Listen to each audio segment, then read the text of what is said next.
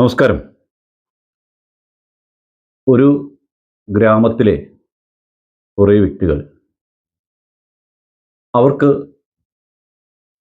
പല ഭാഷകൾ തങ്ങളുടെ സംസ്ഥാനത്തിൻ്റെ തൊട്ടതിർത്തി സംസ്ഥാനങ്ങളിലെ മലയാളം, തെലുങ്ക്, കന്നഡ തുടങ്ങിയ ഭാഷകൾ അറിയാം. പക്ഷെ അവർ സ്കൂളിൽ പോയിട്ടില്ല. എന്നാൽ സാങ്കേതികമായ കാര്യങ്ങളൊക്കെ തന്നെ അവർ ഹൃദിസ്ഥമാക്കിയിട്ടുണ്ട്. എന്നിട്ടോ കുലത്തൊഴിലാണ് അവർ ചെയ്തു വരുന്നത്.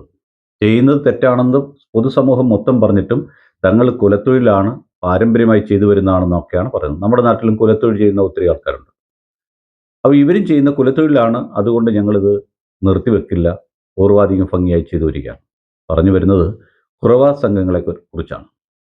നമ്മുടെ സംസ്ഥാനത്തിന് തൊട്ടടുത്ത സംസ്ഥാനമായ തമിഴ്നാട്ടിലെ മധുര, തഞ്ചാവൂർ എന്നിവിടങ്ങളിലെ ഗോത്രവർഗത്തിൽപ്പെട്ടവരാണ് കുറവ ഗോത്രത്തിലുള്ളവർ.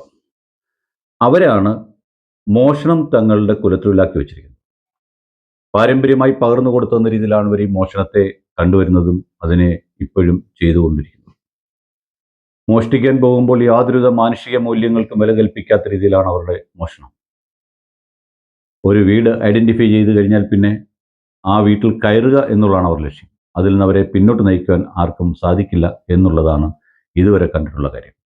ഈ കുറവ സംഘത്തെപ്പറ്റി ആദ്യമായി കേരളത്തിൽ അറിയുന്നത് 2008 പാലക്കാട് വെച്ച് ഒരു 3 അംഗ സംഘത്തെ പിടിക്കുകയും അവർ പോലീസിൻ്റെ പിടിയിലായതിനു ശേഷം പോലീസ് നടത്തിയ അന്വേഷണത്തിലാണ് ഇങ്ങനെ തമിഴ്നാട്ടിലൊരു സ്ഥലമുണ്ടെന്നും അവിടെ കുറവ സമുദായത്തിൽപ്പെട്ട ആൾക്കാരുണ്ടെന്നും അവരുടെ ഈ പറയുന്ന മോഷണമാണ് അവരുടെ തൊഴിലെന്നും റിപ്പോർട്ട് ചെയ്യപ്പെടുന്നത്. പാലക്കാട്ട് നിന്ന് പിന്നീട് അവർ കോഴിക്കോട്ടേക്ക് പോയി. സ്ഥിരമായി ഒരു സ്ഥലത്ത് നിൽക്കുന്ന ഒരു സ്വഭാവം ഈ കുറവ ഗ്രൂപ്പിനില്ല. ഇന്ന് കേരളമാണെങ്കിൽ അടുത്തൊരു സംസ്ഥാനമായിരിക്കും. ഒരു പദ്ധതി നടപ്പിൽ വരുത്താൻ വേണ്ടി വളരെ കാലം വേണമെങ്കിൽ അവർ കാത്തിരിക്കും. അവർ തിരഞ്ഞെടുക്കപ്പെടുന്ന വീട്ടിലെ സ്വർണവും പണവും ഒക്കെ ഉണ്ടെന്ന് മനസ്സിലാക്കിയാൽ 6 മുതൽ 1 വർഷം വരെ അതിനുള്ള പ്ലാനിങ് ഇട്ട് കാത്തിരിക്കാൻ പോലും അവർ തയ്യാറാകുന്നു എന്നുള്ളതാണ് നാം കാണേണ്ട ഒരു കാര്യം. ഇക്കഴിഞ്ഞ കുറേ ദിവസങ്ങളായി കേരളത്തിലെ വീടുകളുടെ ഉറക്കം കെടുത്തുന്നതാണ് ഈ കുറവ സംഘം. സംഘങ്ങൾ എന്ന് പറയുമ്പോൾ ഒത്തിരി ആൾക്കാരൊന്നും ഉണ്ടാവില്ല. മോഷണത്തിൽ അവർ 3 പേർ ആണ് സാധാരണഗതിയിൽ കണ്ടുവരുന്നത്. അവരുടെ ഒരു കൂട്ടം എന്ന് പറയുന്ന 5 6 ആൾക്കാർ ഉള്ള ഒരു കൂട്ടമാണ്. പകൽ സമയങ്ങളിൽ ഇവർ കാടുകളിലും റെയിൽവേ പാലത്തിൻ്റെ സൈഡിലും മറ്റ് പാലങ്ങളുടെ അടിയിലും കലുങ്കിൻ്റെ അടിയിലും ഒക്കെ ഇരിക്കുകയും അവരുടെ വീട്ടിലെ സ്ത്രീകൾ ഭിക്ഷ യാചിച്ച് അല്ലെങ്കിൽ ആക്രി വെറുക്കുന്നതിന് വേണ്ടി വീടുകളിൽ പോവുകയും ആ വീടുകൾ ഐഡൻറ്റിഫൈ ചെയ്തതിന് ശേഷം അവിടെ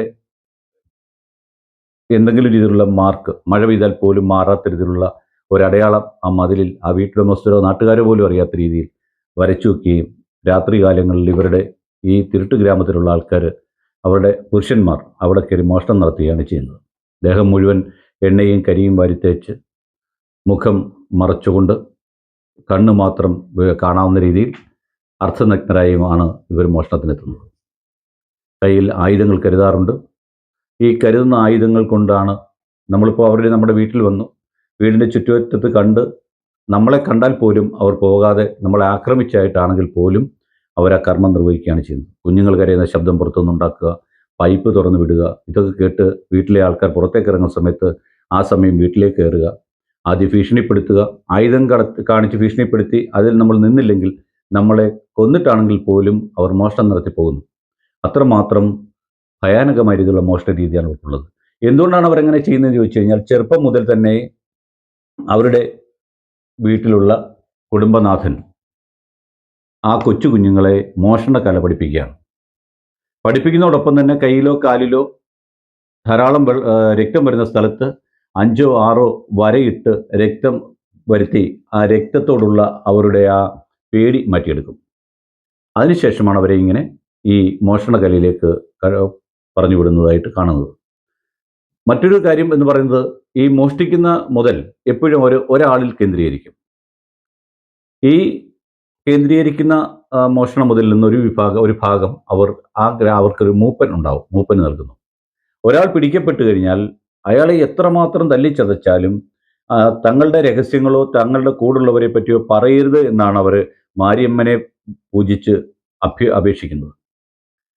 ഈ ഗ്രാമത്തിലുള്ള ആൾക്കാരൊക്കെ തന്നെ മോഷണത്തിന് പോകുന്നതിന് മുമ്പ് അവിടെയുള്ള അവരുടെ ഒരു ക്ഷേത്രമുണ്ട്. ആ ക്ഷേത്രത്തിൽ പൂജ നടത്തിയതിന് ശേഷമാണ് പോകുന്നത്. അവർ ജോലി ആരംഭിക്കുന്നത്. ഇവരിലുള്ള യുവാക്കളായ ആൾക്കാർ നമ്മുടെ നാട്ടിലൊക്കെ ഈ പിച്ചാത്തിരാകാനൊക്കെ വരികയും അങ്ങനെ വീടുകൾ കണ്ടെത്തുകയും ഇവർക്ക് പറഞ്ഞു കൊടുക്കുകയാണ് ചെയ്തുകൊണ്ടിരിക്കുന്നത്. 18നും 60നും മധ്യപ്രായമുള്ള ആൾക്കാരിലാണ് ഇവരാണ് ഈ പറയുന്ന കുലത്തൊഴിലുമായിട്ട് മുമ്പോട്ട് എപ്പോഴും വന്നുകൊണ്ടിരിക്കുന്നത്. ഈ വിഭാഗം ആൾക്കാരുടെ ഈ തൊഴിൽ രീതി മോഷണക്കലയിൽ നിന്ന് അവരെ മാറ്റുന്നതിന് വേണ്ടി, മോഷണം അവർ കലയായതുകൊണ്ടാണ് മോഷണക്കലയെന്ന് പറഞ്ഞത്, മോഷണത്തിൽ നിന്ന് അവരെ മാറ്റി ജീവിതത്തിൻ്റെ മുഖ്യധാരയിലേക്ക് കൊണ്ടുവരാൻ വേണ്ടി തമിഴ്നാട് സർക്കാർ അവർക്ക് വീടുകൾ നിർമ്മിച്ചു നൽകി. പക്ഷെ അവരാരും ആ വീട്ടിൽ താമസിക്കാൻ തയ്യാറായില്ല. അവരിങ്ങനെ പരദേശികളെ പോലെ 3ഉം 4ഉം പേരടങ്ങുന്ന സംഘങ്ങളായി കേരളം, കർണാടക, ആന്ധ്ര, തെലുങ്കാന എന്നീ സംസ്ഥാനങ്ങളിലൂടെ യാത്ര ചെയ്തുകൊണ്ടിരിക്കുകയാണ്. മോഷണം നടത്തി കഴിഞ്ഞാൽ ഉടൻ തന്നെ അവരവിടുന്ന് മറ്റൊരു സ്ഥലത്തേക്ക് മാറുന്നു. മോഷ്ടിക്കുക എന്ന് പറയുന്നത് താമസിക്കുന്ന സ്ഥലത്തിന് തൊട്ടടുത്തുള്ള ഒരു സ്ഥലവും ഇവർ തിരഞ്ഞെടുത്തായി കാണുന്നില്ല. താമസിക്കുന്നിടത്തുനിന്ന് 10, 12, 15 കിലോമീറ്റർ അകലെയുള്ള സ്ഥലങ്ങളാണ് മോഷണത്തിന് വേണ്ടി അവർ കണ്ടെത്തുന്നത്. അങ്ങനെയാണ് ഈ കുറുവ സംഘം മോഷണത്തിന് പ്ലാൻ ചെയ്യുന്നത്. പിന്നെ ഇവർക്ക് വീട്ടിൽ വന്ന് കയറാനുള്ള എളുപ്പമാർഗം വീടിൻ്റെ എല്ലാം മുൻപിലുള്ള വാതിലുകൾ 9 ഇഞ്ച് കട്ടളയും വലിയ കനവുള്ള കതവും പടങ്ങളൊക്കെയുള്ള ചിത്ര അലങ്കാരങ്ങളൊക്കെയുള്ള കഥകളായിരിക്കും നമ്മുടേത്. വീടിന് മുമ്പിൽ ഗ്രില്ലും കാണും സിറ്റ് ഔട്ടിൽ. പക്ഷേ വീടിൻ്റെ പുറകിലത്തെ വാതിൽ എന്ന് പറയുന്നത് 36 ഇഞ്ച് വീതിയുള്ള ഒരു സാധാ കട്ടളയായിരിക്കും വെച്ചിരിക്കുന്നത്. അവർക്കതറിയാം. പെട്ടെന്ന് മലയാളിയുടെ ഒരു സ്വഭാവം അനുസരിച്ച് അവൻ്റെ വീടിൻ്റെ മുൻവശം മാത്രമേ സുരക്ഷിതമുള്ളൂ, പുറകുവശം സുരക്ഷിതമല്ലെന്ന് മനസ്സിലാക്കിയിട്ട് ആ വാതിലാണ് അവർ തകർത്ത് കൂടുതലും അകത്തേക്ക് കടന്നത്. അതുകൊണ്ട് കേരള പോലീസ് പറയുന്ന പോലെ ഒന്നേ പറയാനുള്ളൂ, രാത്രികാലങ്ങളിൽ വൈദ്യുതി ചാർജ് കൂടുതലാണെങ്കിലും മോഷണത്തിൽ നിന്ന് നമ്മുടെ വീടിനെയും നമ്മുടെ ജീവനും സുരക്ഷിതമാക്കുന്നതിന് വേണ്ടി വീടിന് പുറത്തുള്ള എല്ലാ ലൈറ്റുകളും നമ്മൾ വെളുക്കുന്നവരെ കത്തിച്ചിടേണ്ടത് അനിവാര്യമാണ്. അങ്ങനെ കത്തിച്ചിടുകയും വെളിയിൽ എന്ത് ശബ്ദം കേട്ടാലും പോലീസിനെ അറിയിക്കുക. അതിനുശേഷം പോലീസ് വന്നതിന് ശേഷം പുറത്തേക്ക് ഇറങ്ങുക, അല്ലെങ്കിൽ പുറത്തുള്ള വീട്ടിലേക്ക് ഫോൺ ചെയ്ത് ആൾക്കാരെ വിളിച്ച് അവരെ വന്നതിന് ശേഷം മാത്രം പുറത്തേക്ക് ഇറങ്ങിയാൽ ജീവനെങ്കിലും നിലനിൽക്കും. പിന്നെ വേറൊരു കാര്യം എന്ന് പറയുമ്പോൾ കറണ്ടിൻ്റെ ചാർജ് കൂടുതലാണെങ്കിൽ നിങ്ങൾക്ക് ചെറിയ ചെറിയ സോളാർ ലൈറ്റുകൾ രാത്രി കാലങ്ങളിൽ മാത്രം ഇപ്പോൾ പ്രകാശിക്കുന്ന സൈസുണ്ട്.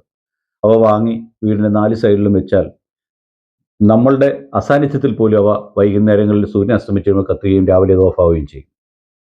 വീടിൻ്റെ വാതിലിൽ പത്രങ്ങൾ നമ്മളെവിടെയെങ്കിലും പോകുമ്പോൾ പത്രക്കാരൻ്റെ പത്രം ഇടണ്ട എന്ന് പറഞ്ഞിട്ട് പോകുന്നതായിരിക്കും കുറെ കൂടി നല്ലത്. കാരണം പത്രം കൂട്ടം കൂടി കിടക്കുമ്പോൾ ആൾക്കാർക്ക് മനസ്സിലാവും അപ്പോൾ നമ്മളവിടെ ഇല്ല എന്ന് മനസ്സിലാകും. അതുപോലെ പാലുകാരൻ്റെ കുപ്പി, ഇങ്ങനെ ചെറിയ ചെറിയ കാര്യങ്ങളായി നാം കാണുന്ന കാര്യങ്ങൾ അതൊരു അശ്രദ്ധയാണ്. ആ അശ്രദ്ധയാണ് വലിയ വിപത്തിന് കാരണമാകുന്നതും ഇത്തരം കുറുവാ സംഘങ്ങളെ നമ്മളിലേക്ക് അടുപ്പിക്കുന്നത്. സ്വർണവും പണവും കേരളത്തിൽ ഏറ്റവും കൂടുതൽ ഉണ്ടെന്ന് അവർക്കറിയാം. ഇപ്പോൾ സാധാരണക്കാരൻ്റെ വീട്ടിൽ പോലും സ്വർണ്ണമുണ്ട്. ആ സ്വർണം കണ്ടുകൊണ്ടാണ് ഈ പറയുന്ന കുറുവാ സംഘങ്ങൾ കേരളത്തിലെ ഗ്രാമങ്ങളിൽ പോലും ഇപ്പോൾ കടന്നു വന്നുകൊണ്ടിരിക്കുന്നത്. നമ്മുടെ ഈ കാര്യത്തിൽ നമുക്ക് ഭയമല്ല വേണ്ടത്, ജാഗ്രതയാണ് വേണ്ടത്. ആ ജാഗ്രതയോടെ പ്രവർത്തിച്ചാൽ നമ്മുടെ സ്വത്തും മുതലും ജീവനും സുരക്ഷിതമാക്കാൻ സാധിക്കും. കുറുവാ സംഘത്തിനെ നമ്മുടെ നീതിപാലകരോടൊപ്പം നിന്ന് നമുക്ക് തുരത്താൻ സാധിക്കും. അതിനുവേണ്ടി എല്ലാവരും പരിശ്രമിക്കണമെന്ന് താഴ്മയെ അപേക്ഷിക്കുന്നു. വീഡിയോ ലൈക്ക് ചെയ്യുക, ഷെയർ ചെയ്യുക. ഇനിയും സബ്സ്ക്രൈബ് ചെയ്യാത്ത ആയിരക്കണക്കിന് ആൾക്കാരുണ്ട് എന്ന് ഞാൻ മനസ്സിലാക്കുന്നു. അവരൊക്കെ സബ്സ്ക്രൈബ് ചെയ്യും എന്ന് പ്രതീക്ഷിക്കുന്നു. എൻ്റെ ബ്രോഡ്കാസ്റ്റിംഗ് മെസ്സേജായി പോകുന്നത് ഒരു ദിവസം 5000-ഓളം ആൾക്കാർക്കാണ്. അതിൽ സബ്സ്ക്രൈബ് ചെയ്തിരിക്കുന്ന ആൾക്കാരുടെ എണ്ണം വളരെ കുറവാണ്. എൻ്റെ അടുത്ത സുഹൃത്തുക്കളും ബന്ധുക്കളും പോലും സബ്സ്ക്രൈബ് ചെയ്തിട്ടില്ല എന്ന കാര്യം കൂടി ഓർമ്മപ്പെടുത്തുന്നു. അതുകൊണ്ട് സബ്സ്ക്രൈബ് ചെയ്യാത്ത എല്ലാവരും സബ്സ്ക്രൈബ് ചെയ്ത് സഹായിക്കണം എന്നുകൂടി താഴ്മയെ അപേക്ഷിക്കുന്നു. നന്ദി, നമസ്കാരം.